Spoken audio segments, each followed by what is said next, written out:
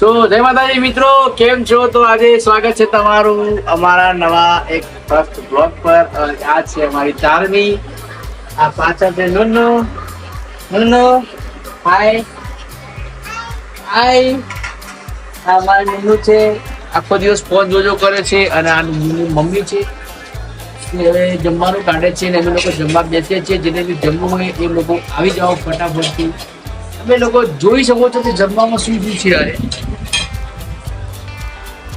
ખીચડી છે જમવામાં, રોટલી છે, મરચા અને ડુંગળીનું શાક. તો આમાં તમે કેટલું ખાશો? બધું? સરસ. તારમી બેન, તમે કેટલું ખાશો?